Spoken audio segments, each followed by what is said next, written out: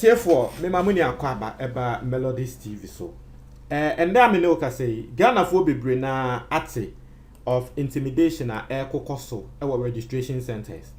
Obia will follow my channel ne there and say almost every week the bro say registration center we yakwa treat you or registration center we MP yakwa yese wo registration center we event saying soldier for preventing crop. I mean wa wotie news bi anonim say ensem bi a ekoso ewo Ghana endra President Akufo-Addo say woko program bi ase na woko kasa Akufo-Addo say wono de wonim registration center bi ase basabasa yo esi ewo ho ye preventing crop from registration no ono de wonim bibia asa wonti bibia asa registration ne de bibia eko smooth ye pene ama wo bia register smooth asema President Akufo-Addo endra wo kan no even though John Dramani Mahama ebe show video and the video clearly the traditional council of Banda amayati ase say I before e wo ho no they are being prevented from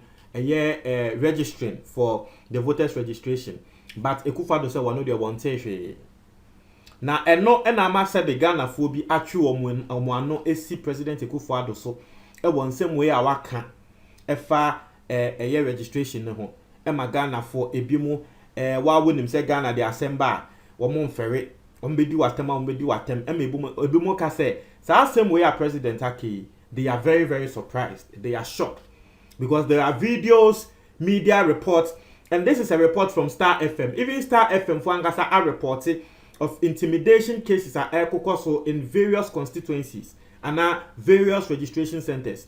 Even them, they are shocked. Say President Akufo-Addo can say one day won hu bibia won ti bibia no. Ye go tin say President Akufo-Addo wodi tuja. Na ye ko tie ba wi a. De Ghana for air no, ye de no so ebe bosso amamo. Ye go tie president of the land. Ko e me de pa ne say.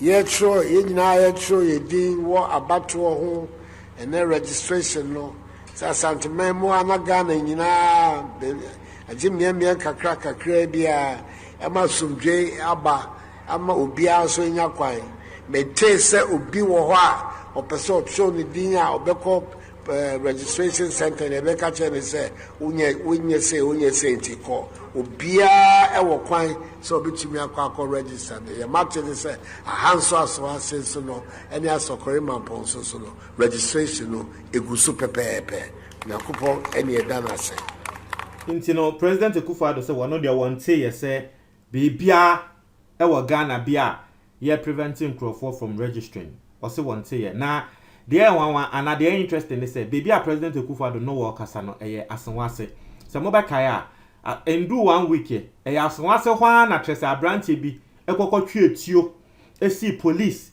any soldier ni so because abrantie ni so say sa police ni no eni kwan say wo ho later ene ebe hu say sa police ne kra no na wo ye muntaka ne bodyguard ena trese nipa na wo twe etuo e wo police ni so no ye say wo ka Delta Force as you say or national security. But President Akufo-Addo said one of the one say ye penny amabopia a register smoothly. And I've brought you a story. AC ewo banda sorry. Ama asedun ketiakra ekọ ho a endra na woni a soldiers for gidigidi. Just because airways were being prevented from voting in Banda. Now, asem way no Ghana for bebre atwomo ano esi president ne so asem we are working. Now let's read some comments so you guys get to know what Ghanaians are saying. Obi say na ankwanko ye say ebia Melodies na me Kentia president. This was posted by Star FM. Omo no mo post here na wo mo title no I am unaware of any intimidation at registration centers. Now let's read the comments and see what Ghanaians are saying about this. Obi say wow. When an innocent teacher lost his life, Kaswa, Banda, voter invasion, etc. Is our president living on the moon? I am shocked.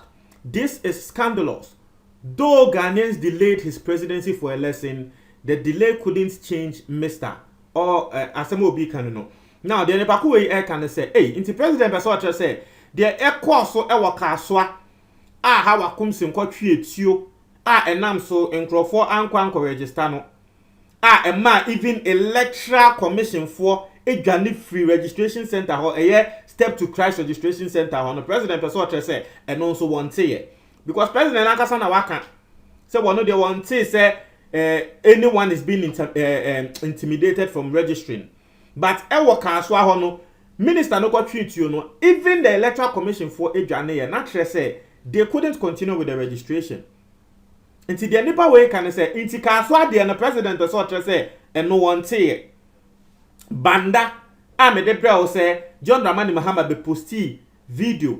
Banda for traditional council for ankasa kan say adia soldiers for ye wo ho no entwa yie.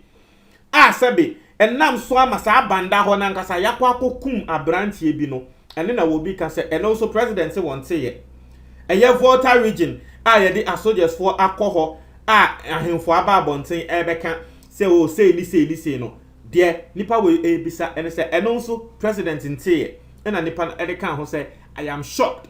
Now obi nso ebe posti picture of Asiedu Nketia clashing with the soldiers and you are seeing right in front of you we aya bia esi ye ewo banda. You are seeing the video right in front of you enkrofo kwa register ewes aigbefo womo atena banda from 1990 de bia womo to aba e wo banda ho no this time around womo registration center akwa register as soldiers for enegu ho no yesi ye mankrofo no enko register why because they are airways and this is the video but president say won ye was say on say you are watching you see video no lie and na ma Asiedu Nketia ba ya woni as soldiers for no ebeda na ase na ya da ne gidigidi wo ho no banda. But president say won here was say one say or say hey in Lewin and Kweku Menu's voice anyway how will he be aware or say how will he be aware after being misled asema will be so can no say hey and one say president say asem we want say or say because they are of a particular tribe simple can you imagine civilized people behaving this way. And also ni asema will be eka say esan say enkrofo bi sebe womo every a year or more different tribe inti they are being prevented from a year voting. Obviously, must he even come out to say this? He sees and hear evil and it's okay. It's a matter of time. Inti asema will be eka na say na ka asem we kan na ka ni kwan say President Akufo-Addo kraba abonten be kan asem we. Therefore Ghana for tre wo mo adwen. I say, hey, Mr. President, how? I don't understand. I say, like you are not aware. Hey, Ghana, shaking my head. I say, what will be so no. Obviously, he was misled again. It is in his DNA. Even during exams, he was misled that. I say he was misled. Oh, Charlie, if I could ne bro phone and sema walk it. I say, how will he be aware? The PDS deal, he wasn't aware. He was being deceived. So how much more this? Asema will be so canon. Obviously, no wonder he is still sleeping. But see, he is now disgusting. What at all have we done? Asema will be so canon. Or see, not surprising. You seem also more moody at them. I am person may video model. But Obi aposti video, and this is a video of Banda traditional council member. Walker say as soldiers for air prevented before. Nipa kono wanya igbe ni o ba wo se aigbefo a wo mo ni omote banda ho a wo mo ato abasan from 1990 this year eba ne sen na soldiers for air preventers aigbefo no from registering nipa yi eka banda traditional council video no na nipa ko e de abeto president ni video ase na nipa ne kan say guest Nanado is on Pluto. Is he denying this video? Asema will be eka no and I will be back and say I guess this happened on Pluto. Obi also say, Chief, why do you think you always get misled? You get the drift. Intino Ghana for bebre ka say asem way President Akufo-Addo aba abeka die. Ana tre say da bi ebia na nkrofo a eben no wo mo enka ne kre entre no. Asem a Ghana for ka no because nkrofo susu say asem a ekoso ne kra nkrofo eka say people are being prevented from registering. Now say President Beba Bonti abeka say wono de won ti bibia asan no nwanwa. Inti no etie for montre mo adwen e wo comment box ni mo me da say